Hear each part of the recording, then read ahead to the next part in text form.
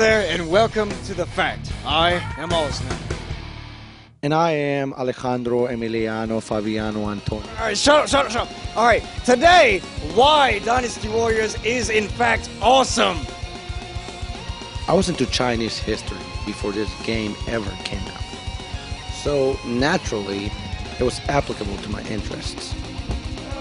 On this course, we'll discover the ways of the Chinese warrior, and how, with enough bad voice acting, 99% of all Chinese soldiers were either there to get their faces kicked in, or look at you wishing they were you. Except for archers. Those archers, inconsistent at best. I know, right? When you can get knocked off your horse during an epic ride of metal-driven murder by an arrow. Who can't even be bothered to be rendered onto the screen. Then you know you found the right game. And another reason this game rules, Si Shui Gate. You know why. The Lubu and the Hoochier. Yes, the legend himself! Wait, Hoochier? Anyway, in every game, no matter the adaptation, there's always a version of Si Shui Gate. It is like a chance to prove your well-earned skill, or prove you have no business playing a skill-driven game. What I love, of course, are the weapons. You take a fan, you shit out laser beams.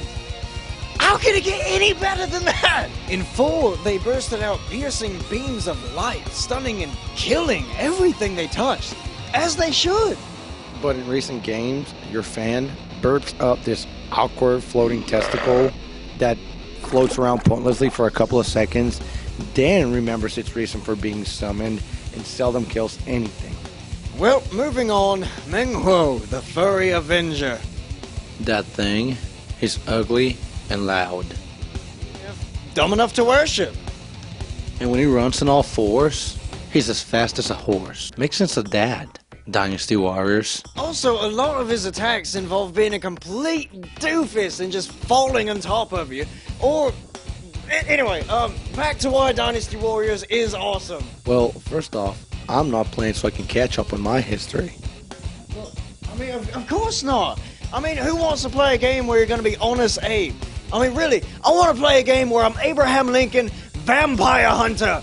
Give him a big enough weapon, and I would play that game. Make it happen, Coey. I want a weapon where I can... Yeah. I'm sure you want a weapon that was actually around that time frame and is actually historically... Oh, shit, I want a weapon that's as big as my big old floppy cock. Done, Austin? Yeah. Are you done? I'm not... Wait, did you see it? Yes, Oscar, I saw it. Then I'm done. So anyway, now that that's over with, back to the game. So you wield your weapon over countless of battles, slaughtering thousands of peons until you find the one man that's covered in light, or at least has a name over his head. Making that man the resident badass. Even Lu Xun, that poor excuse for a douche. Lu Xun, always whining that he's such a great strategist. Nay, I'm Lu Xun. I want to eat a bag of hail and kill myself with fire. Nay. I know. I bet if he had a laser fan, though, then all his little fire plans would have worked. Let's kill it with fire! But now I've got 2 little pokies that aren't going to do anything! Am I racist because Cow Cow and Cow P are hilarious names? What? Well, I mean, where...